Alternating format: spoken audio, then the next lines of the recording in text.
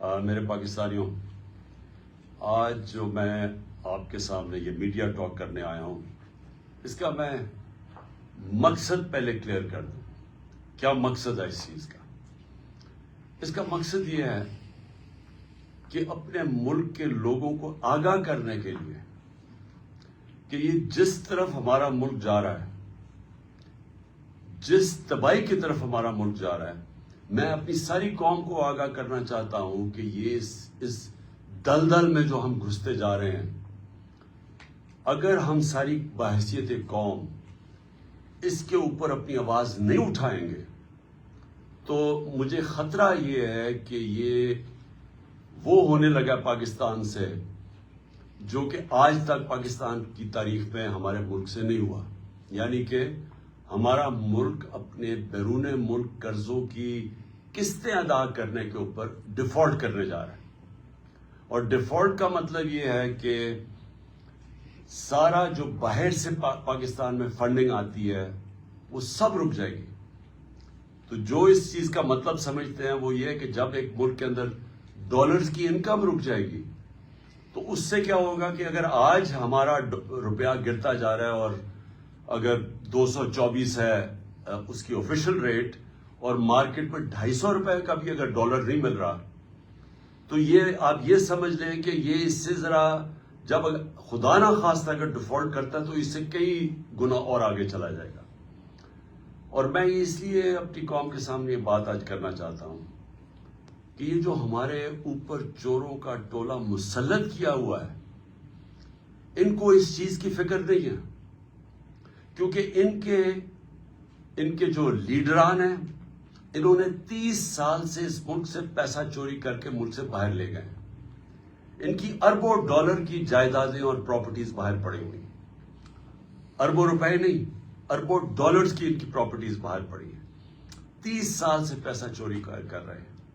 حدیبہ paper مل جب پہلی دفعہ سامنے آئی تھی تو تب لوگوں کو اندازہ ہوا تھا کہ کس طرح یہ شریف خاندان، جن کا فرنٹ مین تھا اسحاق ڈار، جس نے 2025 اپریل میں 164 کا بیان میجسٹریٹ کے سامنے لکھوایا تھا.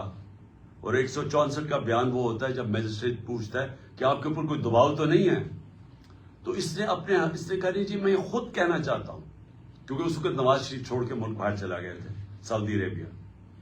اور اس میں اس نے بتایا کہ کیسے وہ شریف خاندان کا پیسہ، اس ملک چوری کا پیسہ اس ملک سے لانڈرنگ کر کے یعنی غیر قانونی طور پہ باہر بھیجتا تھا. اور پھر کیسے ادھر وہاں ایک کوئی قاضی فیملی تھی، ان کا نام بھی بینک اکاؤنٹس بتائے، اور وہ پھر کیسے اس پیسے کو واپس پاکستان ریمیٹنسز کے نام پہ بھیجتے تھے اور وہ پھر شریف خاندان میں چلا جاتا تھا. تو یہ تو پیسہ جو پاکستان آ جاتا تھا. جو پیسہ پاکستان نہیں آتا تھا اس سے پھر بڑے بڑے مے فیئر میں اپارٹمنٹس بھی لیے گئے، پھر ہائیڈ پارک میں بھی لیا گئے، پھر آف شور اکاؤنٹس بھی بنائے گئے. تو یہ آج سے 30 سال پہلے سے گیم چل رہی ہے. اور اس ملک کا پیسہ چوری کیا، ہنڈی حوالے سے باہر بھیجا، جس پیسے کی ضرورت پڑی وہ پاکستان منگوا لیا. جس طرح شہباز شریف نے ٹی کر کے پاکستان پیسہ جو ضرورت پڑتی تھی کہ کوئی گھر خریدنا ہے، کوئی کچھ کرنا ہے، کوئی وہ واپس آ جاتا تھا، باقی پیسہ ان کا باہر رہتا تھا. اب ان لوگوں کا جن کا پیسہ باہر پڑا ہوا ہے ان کو کوئی فرق نہیں پڑے گا پاکستان ڈیفالٹ کرے گا. اگر ہمارا روپیہ گرے گا تو ان کا تو ڈالر میں پیسہ پڑا ہوا ہے، ان کو تو فائدہ ہے. اس لیے ان کو کوئی فکر نہیں ہے جدھر پاکستان جا رہا ہے. فکر آپ سب کو، ہماری طرح کے لوگوں جن کا کوئی باہر ملک سے انہوں نے میں نے جس نے 30 سال ملک سے باہر کمائی کی تھی اور جو اسی کمائی سے فلیٹ بھی لیا تھا، جو سب کچھ بیچ کے آج اپنے ملک میں پیسہ، جن لوگوں کا جینا مرنا پاکستان میں، ان کے لیے یہ بڑا تشویشناک ہے کہ اگر ملک کے ڈیفالٹ کی طرف چلا گیا، یہ سارے ہم جو پاکستان میں رہنے والے ہیں، یہ ہم سب کو بہت بڑا نقصان ہونے والا ہے. اس سے یہ ہوگا کہ کوئی باہر سے انویسٹمنٹ پاکستان میں نہیں آئے گی. جو ہمارے اپنے پاکستانی بھی پاکستان میں انویسٹ کرنا چاہتے ہیں وہ کیوں اپنے ڈالروں کو روپے میں کنورٹ کریں گے جب روپیہ گرتا جا رہا ہے اور ان کو خوف ہے کہ آگے اور گرے گا. تو کسی نے اپنے ڈالر وہ ڈالروں میں پیسہ رکھے، وہ کیوں کارخانے لگائے، کوئی کیوں پراپرٹیز پاکستان میں رہے؟ تو اس کے بہت دور کے اثرات پڑیں گے، منفی اثرات ہمارے ملک پہ پڑیں گے. تو لہٰذا میں اپنی پاکستانی قوم کے لیے آج یہ چیزیں رکھنا چاہتا ہوں کہ یہ ہمارے جو حالات ہیں، ہماری ساری قوم کو سمجھنا چاہیے کہ یہ ہمارے ملک سے کیا ہو رہا ہے. میں سب سے پہلے آپ کے سامنے یہ اعداد و شمار رکھنا چاہتا ہوں.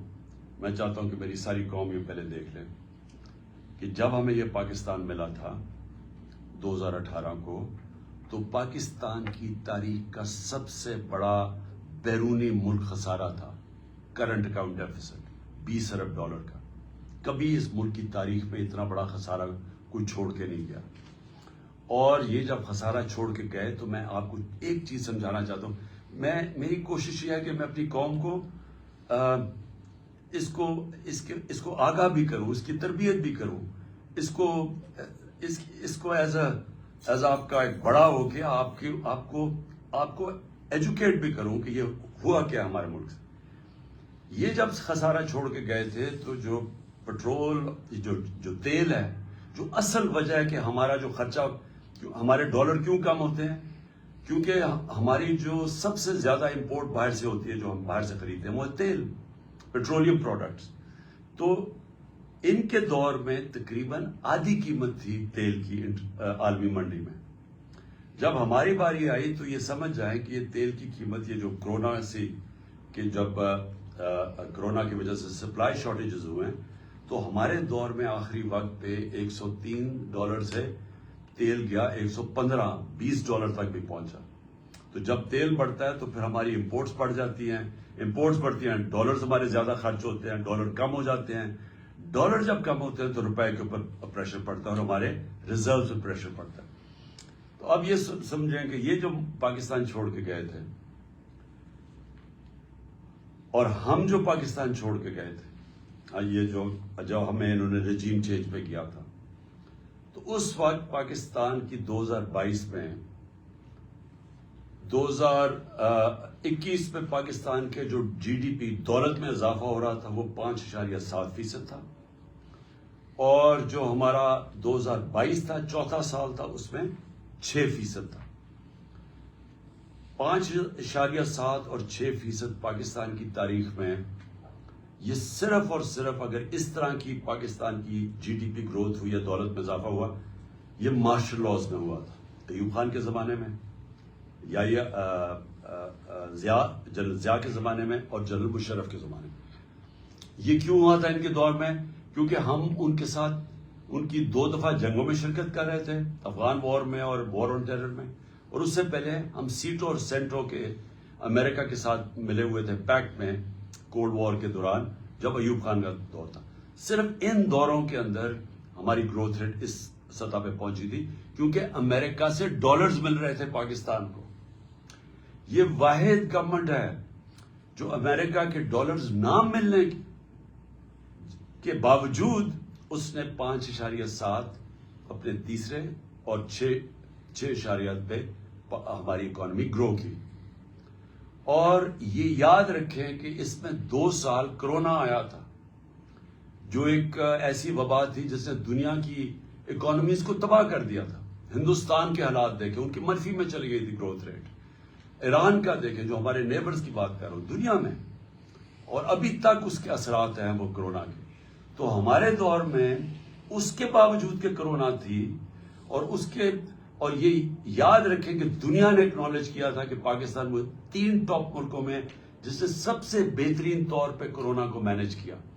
اور اس کے ثبوت کیا ہے کہ ہم نے اپنی اکانومی بچا لی، اپنے غربت بچا لی، اپنے روزگار بچایا لوگوں کا، اور ہمیں اپنی انڈسٹری بچا لی، اور ہم نے یہ 5.7 اور 6% پہ گرو کیا. ہماری ریکارڈ ریمیٹنسز تھی، بیرون ملک پاکستانی کو سب سے زیادہ ہمارے پہ اعتماد تھا. 31 ارب ڈالر کی انہوں نے ریمیٹنسز بھیجی جو ریکارڈ تھا. نون لیگ کی دور میں 19.6% ریمیٹنسز تھی. ہم نے ادھر سے لے کے گئے 3.5 سال میں 32 ارب ڈالر پہ.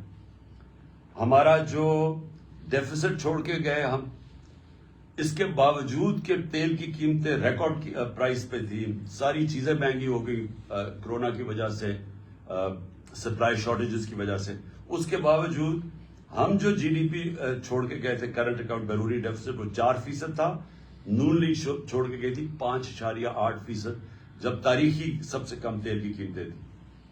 ہماری گندم 27.5 ملین ٹن ہماری گندم تھی، جو کہ ریکارڈ تھا پاکستان کی تاریخ میں۔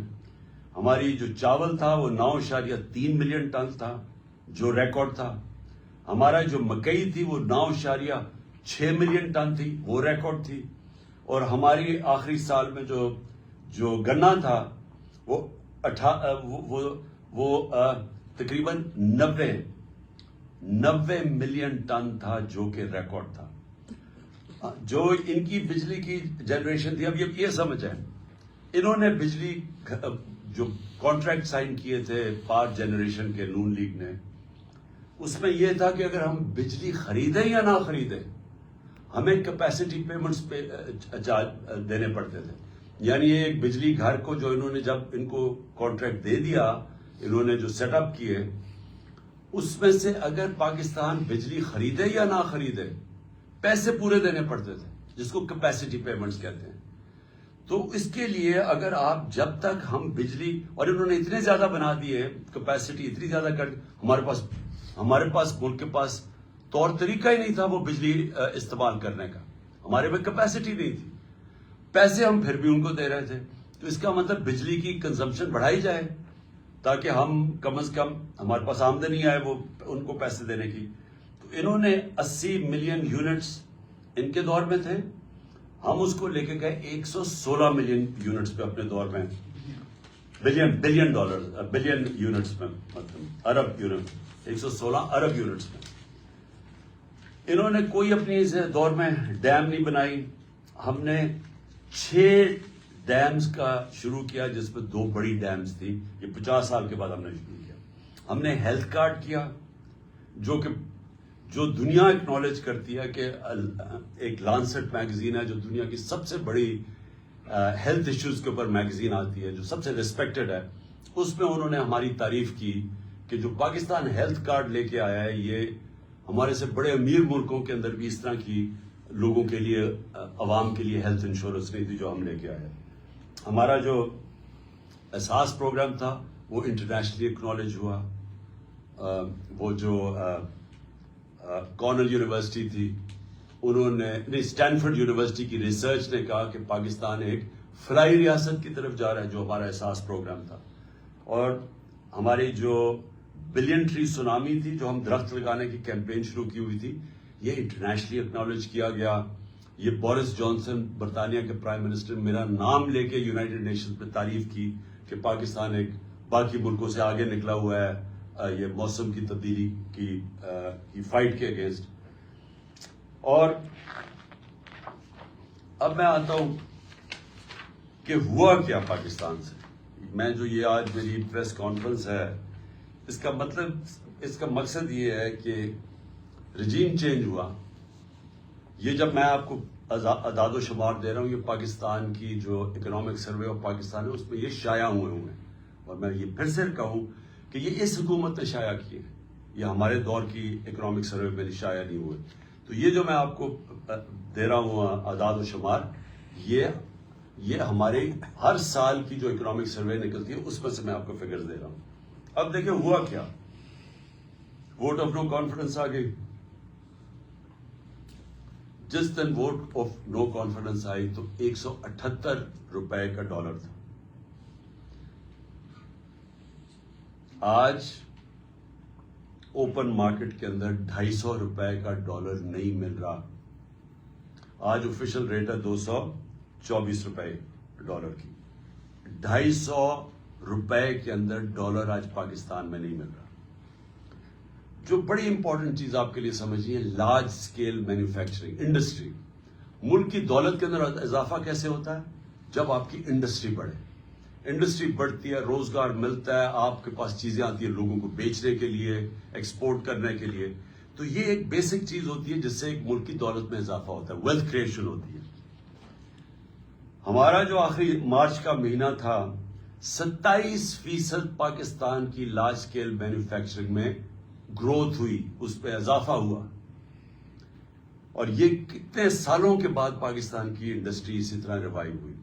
اور انڈسٹری ریوائیو ہونا آسان کام نہیں ہے، کیونکہ انڈسٹری اگر آج فیصلہ بھی آپ کریں گے، ان کو انسینٹیوز بھی دیں گے، تو وہ ٹائم لگتا ہے، کیونکہ فیکٹری مشینری بنانی پڑتی ہے، امپورٹ وہ سیٹ اپ ہوتا ہے، اس کو ٹائم لگتا ہے. آپ اگر آج فیصلہ کریں، فائدہ کریں کسانوں کا، تو آج اگر اس کو انسینٹیوز دیں گے، وہ 6 مہینے 7 مہینے کے بعد وہ فصل اگائے گی. لیکن انڈسٹری بڑی دیر لگتی ہے. اس کو ختم کرنا بڑا آسان ہے، اس کو چلانا بڑا مشکل کام ہے. ہمیں 2.5 سال لگے اپنی انڈسٹری کو اٹھانے کے لیے، کیونکہ یہ جب نون لیگ گئی تھی انڈسٹری اس وقت بند ہو چکی تھی. فیصل آباد کے اندر جو فیکٹریاں تھیں ٹیکسٹائل کی، ان کو ریل اسٹیٹ کے اندر وہ بدل رہے تھے. تو اور بے روزگاری تھی. ہمارے جو مارچ کی میں بات کر رہا ہوں، ٹیکسٹائل کا مزدور نہیں مل رہا تھا فیصل آباد میں، باہر سے لوگوں کو مزدوروں کو منگوانا پڑتا تھا. ریکارڈ ہماری جو یہ 27.7 پہ ریکارڈ ہماری انڈسٹری بڑھ رہی تھی، جو آج 0.4% پہ پہنچ چکی ہے. ادھر سے گر کے یہاں پہنچ چکی ہے. یہ اکتوبر کی فگرز ہے. سب سے زیادہ شور مچا ہوا تھا مہنگائی کا، کہ جی مہنگائی مارچ آ گئی، عمران خان نے مہنگائی کر دی، قتل کر دیا لوگوں کو. مجھے افسوس سے کہنا پڑتا ہے کہ وہ چینلز جو آج چپ کر کے بیٹھی ہوئی ہیں، سناٹا چھایا ہوا ہے وہاں، بول نہیں رہے، وہ ان کو عمران خان کی گھڑی کی پڑی ہوئی ہے. یہ بھی پہلی دفعہ ہوا کہ میں اپنی گھڑی بیچوں، اس کے اوپر ہی شور مچ کیا ہے. میری ذاتی گھڑی ہے، میں اسے بیچوں، میں جو مرضی کروں اسے.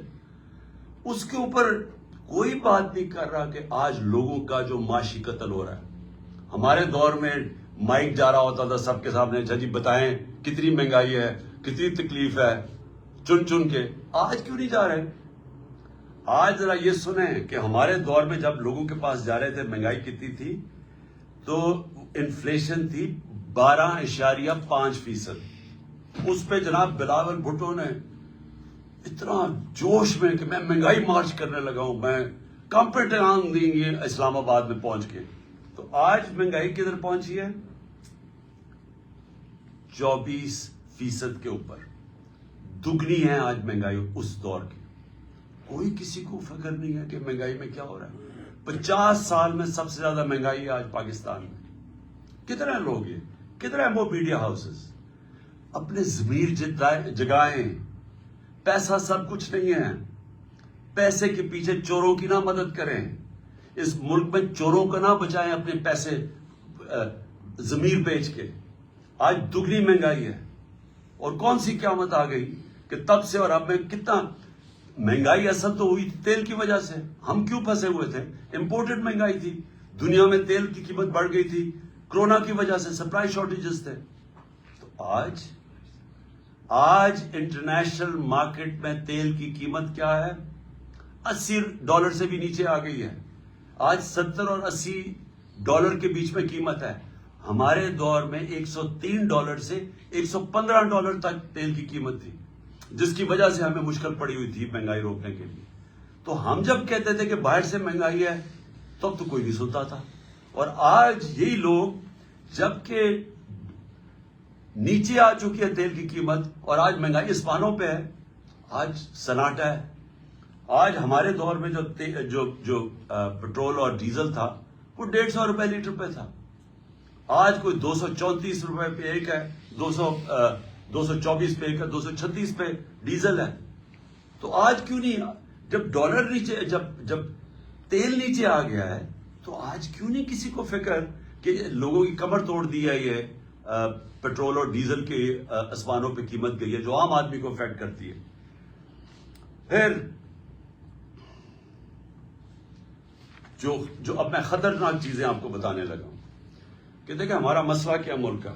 ہمارا مسئلہ یہ ہے کہ یہ جو 2 خاندان 30 سال سے بیٹھے ہوئے تھے اور اس سے پہلے ملٹری ڈکٹیٹرز تھے، 60 کی دہائی کے بعد کبھی کسی پاکستان کی حکومت نے زور نہیں لگایا ایکسپورٹس بڑھانے میں.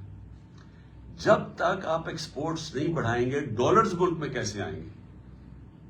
نون لیگ کے پچھلے 5 سال میں ایکسپورٹس 0 بڑھی ہیں. 5 سالوں میں ان کی ایکسپورٹس نہیں بڑھی.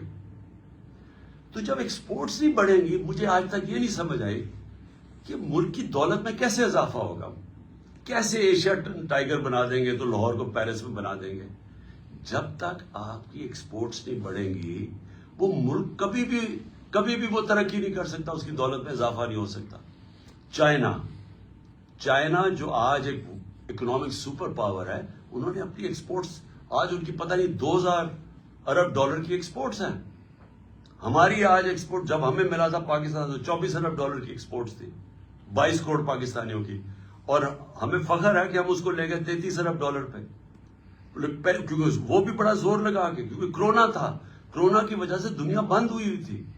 2 سال تو چائنا بند رہا ہے, تو اس کے باوجود ہم 33 ارب ڈالر. تو ایکسپورٹس کے اوپر کبھی کسی نے زور لگایا نہیں ہے. تو آج پاکستان کے اندر جو خوفناک بات کیا ہے کہ ہماری ایکسپورٹس گرنی شروع ہو گئی ہے. جو ہماری ایکسپورٹس بڑھ رہی تھیں اور جو ریکارڈ پہ پہنچی تھی, اور ہمارا خیال تھا کہ اگر ہم رہتے تو وہ 38 ارب ڈالر پہ پہنچ جانی تھی, وہ اب ہر مہینے 18% ایکسپورٹس پاکستان کی گر رہی ہیں. تو بجائے دولت میں اضافہ ہونے کے وہ نیچے آ رہا ہے. جو ہماری ریمیٹنسز ہیں, جو ہمارا جو اوورسیز پاکستانی پیسے بھیجتے ہیں, ایک تو ان کو اعتماد نہیں ہے اس حکومت پہ, دوسرا اور وہ ہے کہ ہمارا روشن ڈیجیٹل اکاؤنٹ جس پہ اوورسیز پاکستانی پیسے وہ کم ہونے شروع ہو گئے ہیں. پاکستانی نے اپنا پیسہ نکالنا شروع کر دیا اوورسیز پاکستانی نے. اور دوسرا کہ جب اتنا بڑا فرق آ جائے آفیشل ڈالر کی ریٹ میں اور مارکیٹ ریٹ میں, تو وہ تو ایک دم سیدھا ہی اس کا فرق پڑے گا ریمیٹنسز میں. تو جب ڈالر ہمارے ملک میں کم آنے شروع ہو جائیں تو اس سے سب سے بڑا سوال یہ ہوتا ہے کہ اب ہم اپنے قرضوں کی قسطیں کیسے ادا کریں گے. اگر ہم جو کوشش پوری پالیسی تھی کہ ڈالرز ہمارے بڑھیں, ریمیٹنسز بھی آئیں اور ایکسپورٹس ہماری بڑھیں جو بڑھ رہی تھی, اور پھر ہماری کوشش یہ تھی کہ آئی ٹی کی ایکسپورٹس بڑھائیں جو 75% ہم نے بڑھائی تھی, جو فیوچر ٹیکنالوجی کا ہے. اور اس کے علاوہ جو انویسٹمنٹ لے کے آنی تھی, جو ہم نے اسپیشل اکنامک زونز بنائے ہوئے تھے جدھر سے ہم نے انویسٹمنٹ لے کے آنی تھی, اور چائنا سے ہماری بڑی آگے بات چل چکی تھی. بدقسمتی سے چائنا نے 2 سال پھر سے بند ہو گیا چائنا. تو جو چائنا آنا جانا ہی ناممکن ہو گیا, ان کی جو کوارنٹین لاز ایسے تھے. تو جو ہم نے ان سے اپنی اسپیشل اکنامک زونز میں انویسٹمنٹ کروانی تھی, اس نے بھی ہمارے ڈالر کی انٹیک بڑھانی تھی. تو اب نہ انویسٹمنٹ آ رہی ہے, ایکسپورٹس ہماری نیچے جا رہی ہیں, ریمیٹنسز ہماری نیچے جا رہی ہیں, ڈالرز ہمارے کم ہو رہے ہیں, قرضے ہمارے بڑھتے جا رہے ہیں. تو کس نے ادا کرنی ہے؟ آج جدھر پاکستان کھڑا ہے ہم اب یہ کیسے قسطیں ادا کریں گے؟ اور یہ میں پھر سے اسی پہ آ گیا ہوں کہ مجھے آج کیوں خطرہ ہے, کیوں ہماری طرح کے لوگوں کو خطرہ ہے اور فکر پڑی ہوئی ہے, اور کیوں ان کو نہیں فکر.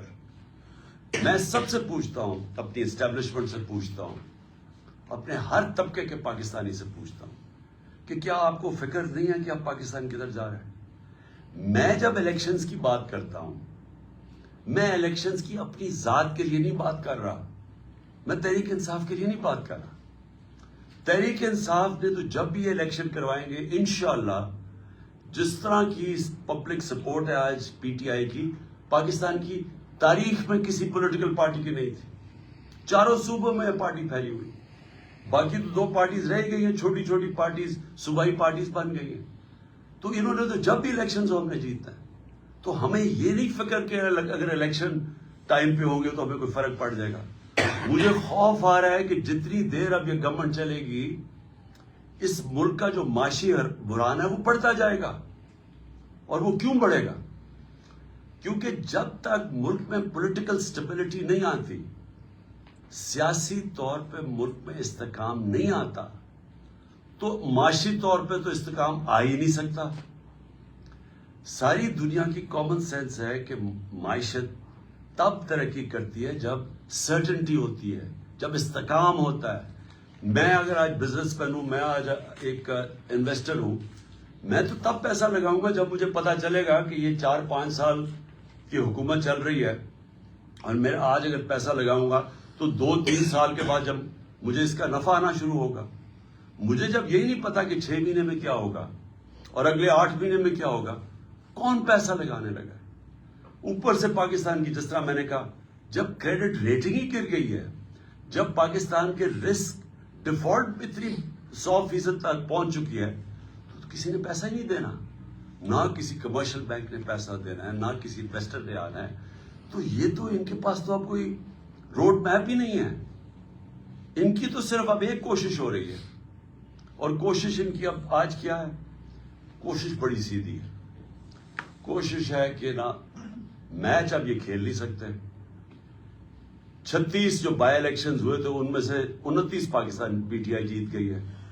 اس کے باوجود کہ ان کے پاس پوری اسٹیٹ مشینری تھی, ان کے ساتھ پورا جو اس ملک کی الیکشن کمیشن ہے, جس نے بے شرمی سے جس طرح انہوں نے ان کی مدد کی, اور اسٹیبلشمنٹ ان کے ساتھ تھی. ہمیں کہا گیا تھا نا جی سلیکٹڈ ہے, تو اب تو کسی میں شک نہیں ہونا چاہیے نا کہ کون سلیکٹڈ ہے. جس کے ساتھ, ان سب کے ساتھ سارے ملک کے جو بھی اس ملک کے پاور ہاؤسز تھے وہ ان کے ساتھ کھڑے تھے. اس کے باوجود 75% by elections P T I جیتی ہے. اب اس خوف سے انہوں نے الیکشن نہیں کروانے. نواز شریف وہاں باہر بیٹھا ہوا ہے, اس نے وہ الٹا لٹک جائے گا, الیکشن نہیں کروائے گا, کیونکہ اسے پتا ہے الیکشن میں رزلٹ ان سے بہت برا ہونا ہے. لہٰذا یہ ڈیلے کرنا چاہتے ہیں. ان کی تو اگر کوشش ہو تو یہ تو اس سے بھی آگے جانا چاہتے ہیں. تو اگر یہ الیکشن نہیں ہوگا, تحریک انصاف کا نقصان نہیں ہونے لگا, ملک کا نقصان ہو رہا ہے. ملک جس تیزی سے نیچے جا رہا ہے, مجھے چھوڑیں, باہر کے کوئی بھی انڈیپینڈنٹ جو معیشت کے تجزیہ کار ہیں کسی سے پوچھ لیں. یہ جو موڈیز اور فچ جو کریڈٹ ریٹنگ کرتے ہیں دنیا میں ملکوں کی, کیا وہ تو ہمارے ساتھ نہیں ہیں جو کہہ رہے ہیں کہ آج پاکستان کی ریٹنگ بالکل نیچے گر چکی ہے. جو آج اگر ہماری جو سی اے ڈی ہے, جو ہمارا جو کریڈٹ رسک ہے آج پاکستان کی, جو آج 100% پہ پہنچ چکی ہے, تو وہ تو ہمارے نہیں ہیں. اس کا مطلب ساری چیزیں بتا رہے ہیں کہ ملک جا رہا ہے اس وقت معاشی تباہی کی طرف, اور اس کو نکالے گا صرف الیکشن. اب یہ کیا کوشش کر رہے ہیں, میں قوم کے سامنے آخر میں یہ بات رکھنا چاہتا ہوں. ان کی کوشش کیا ہے؟ ان کی نمبر 1 کوشش یہ ہے کہ ان کے سارے کرپشن کے کیسز ختم ہو. مجھے بڑے افسوس سے کہنا پڑتا ہے کہ ان کو NRO-2 دیا گیا, اور جس نے دیا ہم سب جانتے ہیں کس نے ان کو NRO-2 دیا. NRO-1 جنرل مشرف نے دیا, NRO-2 ادھر جو ملک کا طاقت میں تھا اس نے دیا. اور اس کی وجہ سے کیا ہوا ہے کہ سارے کرپشن کے کیسز ان کے ختم ہو رہے ہیں ایک ایک کے. اور وہ کرپشن کیسز جو ان کے دور میں بنے ہوئے تھے, یہ کیسز ہمارے دور میں نہیں. سوائے شہباز شریف کے کیسز, جو ایف آئی کا کیس تھا, اور جو وہ ٹی ٹی کا کیس, 24 ارب کے جو اس خاندان پہ کیسز تھے, باقی سارے کیسز ان کے پرانے کیسز تھے. سارے کیسز باری باری معاف ہو رہے ہیں. انہوں نے NRO-2 اپنے آپ کو NRO-2 جو کہ اسمبلی کے اندر قانون پاس کر کے جو نیب میں ترمیم کی ہے, اب یہ سب بچ جائیں گے. اور یہی مقصد ان کا آنے کا تھا. ملک کا پھر سے ان کو کوئی فکر نہیں ہے کہ ان کے پیسے باہر پڑے ہیں, تو ان کو کرپشن کے اپنے کیسز معاف کروائیں گے ایک ایک کر کے. ہر روز ہم دیکھتے ہیں کہ کبھی وہ پہلے مریم بچ گئی, پھر اس کے بعد وہ اسحاق ڈار آیا, وہ ڈرائی کلین ہو گیا. اس کے بعد اب یہ رانا ثناء اللہ کو بھی انہوں نے فیصلہ کیا کہ یہ تو بالکل ہی صاف اور شفاف ہو گیا. اور پھر اب سلمان شہباز صاحب لندن سے واپس آ رہے ہیں, جو کہ مفرور تھا. کس چیز پہ مفرور تھا؟ کیونکہ یہ اس کی کمپنی تھی رمضان کا, یہ ڈائریکٹلی اس کا CEO یا ڈائریکٹر تھا. 16 ارب روپے کے انہوں نے نوکروں کے نام پہ پیسہ لیا, اور ان کی فیملی میں ڈسٹریبیوٹ ہوا. کوئی بھی دنیا میں اس کیس میں نہیں بچ سکتا تھا, اور وہ اس لیے ایک دم جب اسے پتا چلا وہ باہر بھاگ گیا, اور اب وہ واپس آ گیا ہے کیونکہ وہ بھی ڈرائی کلین ہوگا. 4 گواہ مر چکے ہیں جیسی ان کی حکومت آئی. 4 گواہ اس کیس میں, مقصود چپڑاسی والے کیس میں مر چکے ہیں. مقصود چپڑاسی بھی بیچارہ مر چکا ہے, ڈاکٹر رضوان بھی مر چکے ہیں جو انویسٹیگیٹر تھے. تو ادھر سے بھی پاک ہو جائیں گے اب, اس لیے وہ واپس آ گیا ہے. اور جو ٹی ٹی کے کیس ہے, جو انہوں نے فلودہ والا اور وغیرہ کے نام اور پتہ نہیں چینی والا کے نام پہ جو کبھی پاکستان سے باہر بھی نہیں گئے تھے, انہوں نے ان کے پاسپورٹ لے کے تو اربوں روپیہ ان کے نام پہ پاکستان منگوایا. وہ بھی اب سارے کیسز میں ڈرائی کلین ہو جائے گی. کوئی نیب کا اپنا اوپر آدمی انہوں نے رکھ دیا, ایف آئی آئی کا انہوں نے اپنے دونوں ادارے تباہ کر دیے ہیں صرف اپنے آپ کو بچانے کے لیے. اور باقی ان 2 اداروں کا یہ کام اب ہے کہ کیوں یہ ٹائم چاہتے ہیں. یہ ٹائم اس لیے چاہتے ہیں کہ تحریک انصاف کے اوپر کیسز کیے جائیں, عمران خان کو ڈسکوالیفائی کیا جائے, کیسز ڈھونڈو کسی طرح اس کو ڈسکوالیفائی کیا جائے. اپنا انہوں نے ایک بددیانت دار الیکشن کمشنر بٹھایا ہوا ہے. کبھی کسی ملک کی تاریخ میں ایسا نہیں ہوا کہ وہ ایک آدمی 2.5 سال سے ہمارے خلاف فیصلے کر رہا ہے. ہم 8 دفعہ عدالت میں گئے ہیں اس کے فیصلوں کے خلاف, انہوں نے اوور ٹرن کر دیا, اس کے فیصلے رد کر دیے. ہم سپریم جوڈیشل کاؤنسل میں اس کو لے کے گئے ہوئے ہیں, ہم نے اس کے اوپر کیسز کیے ہوئے ہیں. ہمارے کیسز نہیں سنے جا رہے ہیں اور وہ ہمارے اوپر کیسز پہ کیسز کیے جا رہے ہیں. اور صرف ایک پوائنٹ ایجنڈا ہے کہ مجھے ڈسکوالیفائی کرے اور ہماری پارٹی کو نقصان پہنچائے. ایک منٹ. اور میں جو اس کے ساتھ جو سب سے بڑا جو میں آخر میں بات کرنا چاہتا ہوں وہ اعظم سواتی کی ہے. میں سمجھتا ہوں کہ ایسا میں نے اپنے ملک میں مارشل لاز میں ایسے حالات نہیں دیکھے جو اعظم سواتی سے ہو رہا ہے. اعظم سواتی کا قصور کیا تھا؟ اس نے ایک ٹویٹ کی جس نے اس نے جنرل باجوہ کو کہا کہ اس نے NR-2 دے دیا پاکستان میں. یہ سارا پاکستان کو پتا ہے کہ اس نے NR-2 دیا, لیکن اس کے اوپر جو اس کو سزا ملی ہے, کون سے معاشرے کے اندر اس طرح کا ظلم ہوتا ہے کہ ایک سینیٹر اپنا پوائنٹ آف ویو نہیں دے سکتا؟ بھئی آپ کہہ دیں نہیں دیا, لیکن یہ تو نہیں کر سکتے آپ کو ننگا کر کے اس کو مارو, بچوں کے پوتوں پوتیوں کے سامنے اس کے اوپر ظلم تشدد کرو, اس کے بعد اس کو یہ جو آپ کر رہے ہیں اس کے پھر بیوی کے اور بیٹی کے سامنے گندی کیسٹ بھیجو, اس کے بعد وہ اس کے اوپر کیسز کر دو, کوئی 30 کیسز کر دو. اس جو ہارٹ کا مریض ہے اس کو کوئٹہ بھیجا جائے ان حالات کے اندر, پھر اس کو اب سندھ پہنچا دیا ہے. اس کے گھر کے اوپر انہوں نے واردات کی ہے, ایک دم CDO کو پتا چل گیا کہ اس نے کچھ اس کا گھر سیل کر دیا ہے. کون سی دنیا کے اندر اس طرح کے حالات ہوتے ہیں جو اپنے آپ کو جمہوریت کہتی ہے؟ یہ ظلم کا نظام ہے, اس کی انتہا ہے. اس کے اوپر میں صرف ختم کرتا ہوں حضرت علی کا قول سے کہ کفر کا نظام چل جائے گا لیکن اس طرح کا ظلم کا نظام نہیں چل سکتا. خان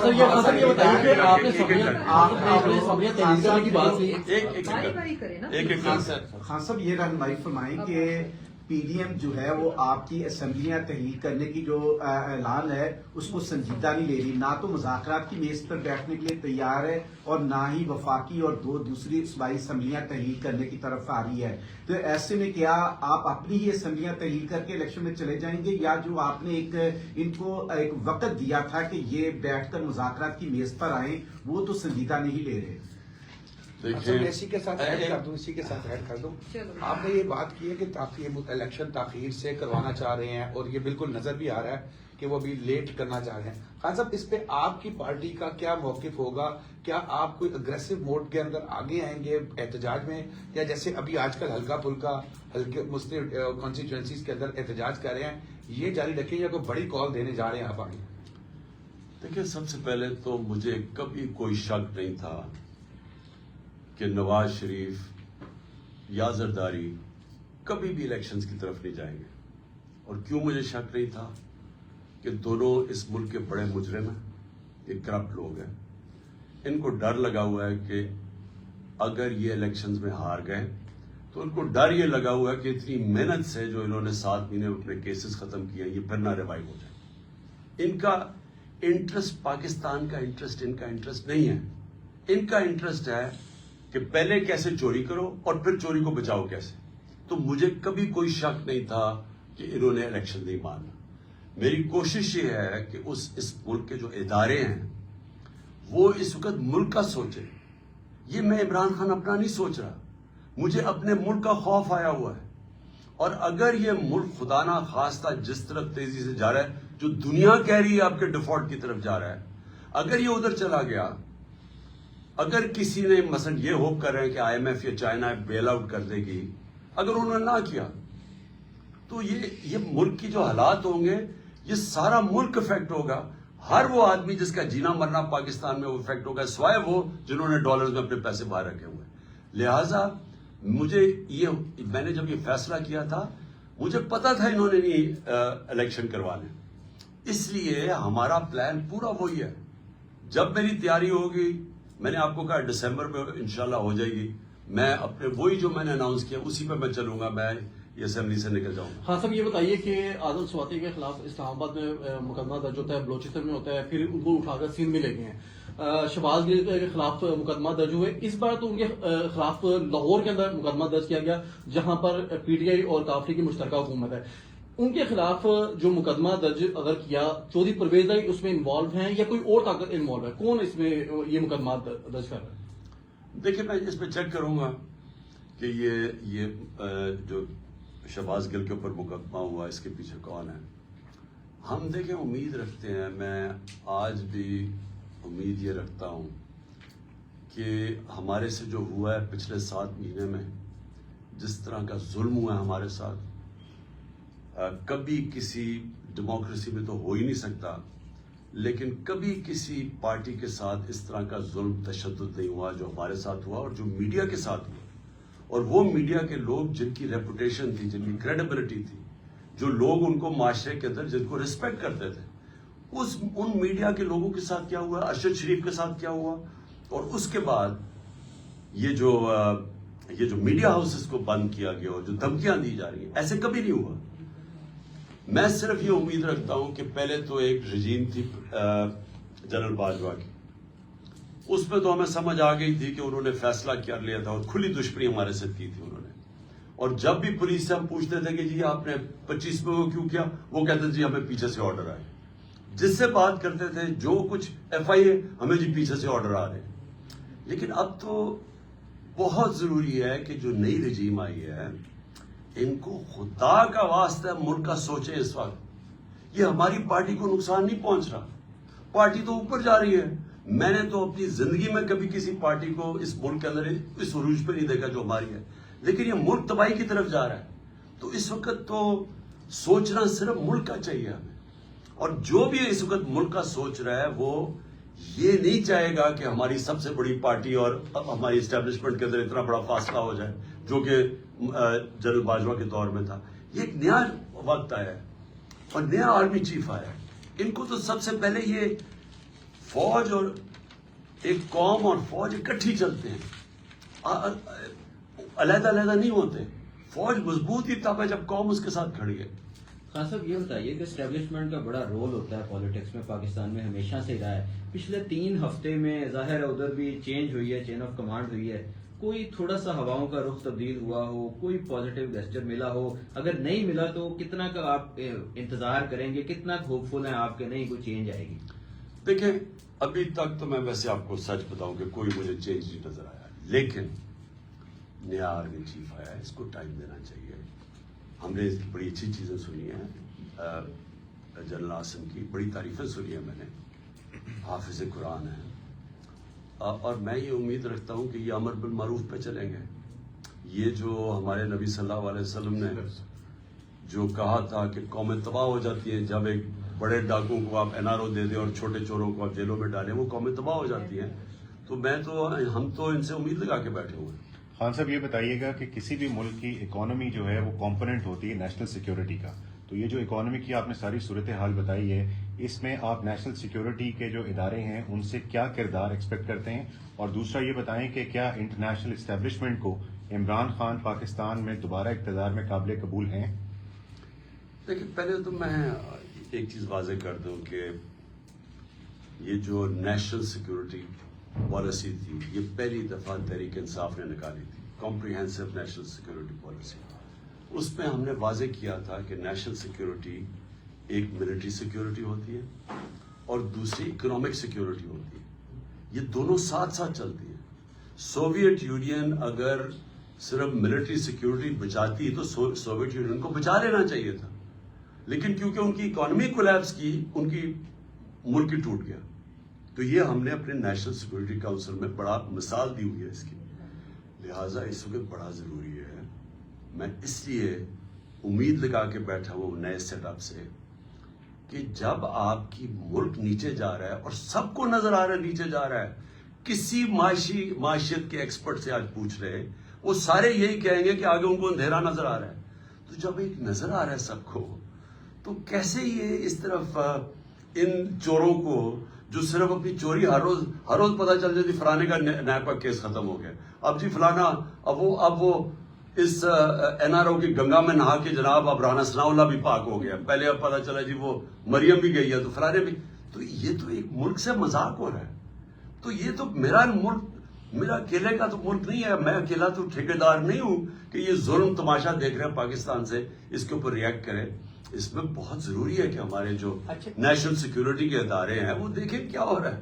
اچھا خان صاحب یہ بتائیں کہ الیکشن کمیشن میں آپ کے خلاف مختلف کیسز چل رہے ہیں، اگر کسی کیس میں آپ کو نااہل کیا جاتا ہے جس کا آپ خود بھی ذکر کر رہے ہیں، تو پھر پی ٹی آئی اور آپ کا ری ایکشن کیا ہوگا؟ اور دوسرا، آپ کی جو اتحادی جماعت ہے پنجاب میں خصوصاً، وہ اسمبلیاں توڑنے کے معاملے پر کچھ تذبذب کا شکار دکھائی دیتی ہے، تو کس طرح توڑ پائیں گے؟ دیکھیں ہمارے ساتھ پوری طرح، میں آپ کو واضح کر دوں، ہاں موقف مختلف ہوتا ہے، ان کا اپنا موقف ہے کہ وہ سمجھتے ہیں شاید آگے جانا چاہیے، یعنی تھوڑی اور دیر چلنا چاہیے ان کو، اور وہ صرف اس لیے کہہ رہے ہیں کہ اگر نون لیگ یعنی اگر کیئر ٹیکر آ گئی اور کیئر ٹیکر ڈیسائیڈ کیا الیکشن کمیشن نے، الیکشن کمیشن تو ان کا آدمی ہے، اس نے بٹھا کے ان کے لوگوں بٹھا کے اوپر آئی جی اپنا رکھ کے تو انہوں نے ہمارے پہ پھر ظلم کرنا شروع کر دینا ہے.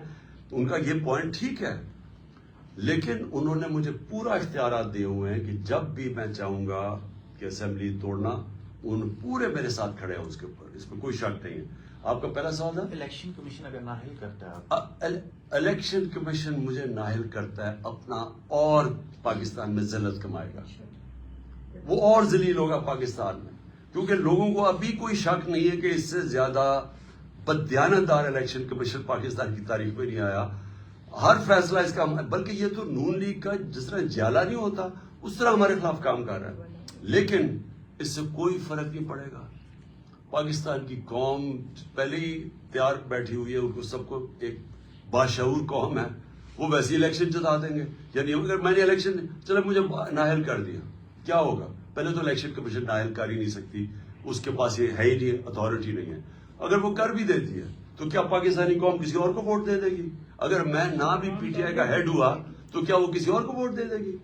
اچھا خان صاحب یہ بتائیے کہ جیسے آپ نے کہا کہ معیشت جو ہے وہ کسی بھی ملک کی سلامتی کی فرسٹ لائن ہوتی ہے، اگر خدا نہ کرے پاکستان ڈیفالٹ کرتا ہے تو ہمارے ایٹمی اثاثے جات جو ہیں وہ کتنے کمپرومائز ہو سکتے ہیں؟ دیکھیں میں نے یہ بات کی تھی 1 جون کو، میرے اوپر انہوں نے کہا جی، اور ابھی بھی سمیع ابراہیم کا انٹرویو 1 جون کا، انہوں نے کہا جی عمران خان کے اوپر آرٹیکل 6 لگنا چاہیے. میں ایک لیڈر ہوں، میں اپنے ملک کو کیوں نہ آگاہ کروں کہ جب چور اوپر بیٹھ گئے ہیں یہ ملک کدھر جا رہا ہے، اور وہ ادھر ہی چلا گیا ملک. جو میں نے پیشن گوئی کی تھی 1 جون میں، اگر میرا انٹرویو دیکھ لیں، بالکل ادھر وہ لے کے گئے، ڈیفالٹ کی طرف لے گئے ہم. اب ڈیفالٹ ہم نہیں کہہ رہے، باہر کے جو اکانومی کے ایکسپرٹس ہیں سب یہی کہہ رہے ہیں کہ ڈیفالٹ کی طرف پاکستان جا رہا ہے. تو جب ڈیفالٹ کر جائے گا، میرا اب اگلا سوال ہے، جس نے ہمیں اس دلدل سے جدھر ہم کنویں میں گرے ہوں گے اس میں سے نکالے گا، تو پاکستان کے پاس اس کو دینے کے لیے کیا ہوگا؟ مجھے بتائیں نا، ہمارے پاس کیا چیز بیچنے کے لیے ہوگی کہ ہاں جی ہم یہ آپ کو دیتے ہیں تو آپ ہمیں اب بیل آؤٹ کریں؟ کیا ہے ہمارے پاس؟ تو یہ تو کامن سینس ہے کہ وہ جو مجھے تو ایسے لگتا ہے کہ سازش کے تحت یہ کیا گیا، یعنی یہ سازش بڑی سازش ہے. رجیم چینج صرف یہی نہیں تھا کہ عمران خان کو ہٹاؤ، جبکہ معیشت سب سے تیزی سے ترقی کر رہی تھی، سارے انڈیکیٹرز پازیٹیو تھے، اس کو تب گرایا گیا اور ان چوروں کو لے آیا اور ملک نیچے بیٹھ گیا. تو یہ تو ایک دشمن ملک لوگ کر سکتے ہیں. میں اس لیے تو کہتا ہوں کہ جو بھی ملوث تھے اس رجیم چینج میں وہ پاکستان کے میر جعفر اور میر صادق تھے. خان صاحب جو بیل آؤٹ جو آئی ایم ایف کا بیل آؤٹ پروگرام ہے اس میں نون لیگ کی جانب سے صدر پاکستان کو جو ہے وہ مدد مانگی گئی ہے کہ ان کو سپورٹ کیا جائے. تو کیا پی ٹی آئی اور نون لیگ اکٹھے مل کر کوئی معاشی جو صورتحال کو بہتر بنانے کے لیے اکٹھے بیٹھ سکتے ہیں؟ اور خان صاحب نواز شریف بھی سنا اب واپسی کی تیاریاں شروع ہو گئی ہیں اس کے بھی لانے. سارے چوروں کو رہا, سارے چور, اب تو صرف ایک ہی کسر رہ گئی ہے کہ این آر او وہ جو جیلوں میں بیچارے غریب لوگ گھسے وہ ان کو بھی این آر او دے دو. ان کی تو چھوٹی چھوٹی چوریاں ہیں, یہ تو اربوں کی چوریاں معاف ہو رہی ہیں, وہاں بیچاروں کی ہزاروں میں لاکھوں کی چوری ہے, وہ بیچارے سل رہے, سب کو چھوڑ دیں جیلوں میں. دیکھیں آپ نے جو کہا نا کہ ان کے ساتھ بیٹھ کے ہم کیا کر سکتے ہیں, ان کے پاس کیا فارمولا ہے, یہ کیا کریں گے. ان کے اوپر نہ پاکستان کی ایک جو بزنس مین جو سرمایہ کار ہے نہ ان کو اعتماد ہے ان پہ. آج سارے 88% پاکستان کے سرمایہ کار کہتے ہیں کہ ان کے اوپر اس پہ اعتماد نہیں ہے. 100% باہر کے لوگ کہہ رہے ہیں کہ ان کو اس اکانومی پہ اعتماد نہیں ہے. تو ان کے اوپر کیا کریں گے ہم؟ اس گھوڑے کے اندر کتنا پمپ بھرے گے, وہ تو مر چکا ہے گھوڑا, یہ ٹھیک نہیں کر سکتے. پہلے یہ اکانومی تباہ کر کے گئے ہیں, جو میں نے آپ کو شروع میں بتایا کہ جب آپ سب سے تاریخ کا بڑا بیرونی خسارہ کر کے چلے جائیں, جبکہ تیل کی قیمت سب سے کم تھی ان کے دور میں, تو اب انہوں نے کیا کرنا ہے. میں نے جب پہلی جون کو کہا تھا کہ یہ تباہ کر دے گے اکانومی, کیونکہ میں تو 30 سال سے ان کو جانتا ہوں, مجھے تب بتا دیں کہ کون سا سینیریو دور تھا جب انہوں نے ہماری اکانومی کو ٹھیک کیا ہو. انہوں نے اپنے پیسے بناتے رہے, بنگلہ دیش بھی آگے نکل گیا, ہندوستان بھی ہمارے سے آگے نکل گیا ان کے دور میں. تو انہوں نے اب کیا کرنا ہے. میں آج آپ کو کہہ رہا ہوں کہ ان کو جب پہلا موقع ملا انہوں نے ملک چھوڑ کے پھر باہر بھاگ جانا. 21 دسمبر کو ہوں گی, 21 دسمبر کو پنجاب اور کے پی کے اسمبلی ہوں گی یا نہیں ہوں گی؟ میں آپ کو دسمبر کے آپ کو دسمبر تک ایک لاسٹ کوشچن مطالبہ کرتے ہیں کہ فوج جو ہے یا اسٹیبلشمنٹ وہ معاملات کو بیچ میں داخل ہو, مداخلت کرے, چیزوں کو سیدھا کرے. تو سر یہ آئین میں تو ایسی کوئی گنجائش موجود نہیں ہے. آئین میں گنجائش تھی کہ آپ منڈی لگائیں سندھ ہاؤس کے اندر اور 20-20 کروڑ روپیہ دے کے لوگوں کو خرید کے چینج کریں. کیا آئین میں اس کی گنجائش تھی کہ کھلے عام آپ چوری کے پیسے سے چوروں کو خرید رہے ہیں, اپنے لوگوں کو خرید رہے ہیں اور لوٹا بنا رہے ہیں؟ کبھی سنا یہ برطانیہ کے اندر ہوا ہو یا کینیڈا میں ہوا ہو یا آسٹریلیا میں جدھر پارلیمنٹری ڈیموکریسی ہے؟ وہ آئین میں کیا گنجائش ہے؟ یہ تو آئین کے اندر کیا گنجائش ہے NRO2 کی؟ مجھے بتائیں, پبلک کا پیسہ چوری ہوا ہے, پیسہ گورنمنٹ عوام کا پیسہ چوری ہوا ہے, NRO ان کو کیسے مل گیا؟ کہیں دنیا کے اندر آپ نے سنا ہے کوئی دنیا کا ایک ملک ہے جس کے اندر چوروں کو NRO مل جائے؟ مجھے ایک بتائیں, برطانیہ میں بتائیں کبھی کسی کو NRO ملا ہے, کبھی آسٹریلیا میں ملا ہے, کسی مہذب معاشرے میں ملا ہے؟ تو آئین تو ان کو تب سوٹ کرتا ہے کہ جب آپ ان کو فائدہ ہو تو آئین ان کو یاد آ جاتا ہے, باقی تو آئین کی انہوں نے ہمیشہ دھجیاں اڑائی.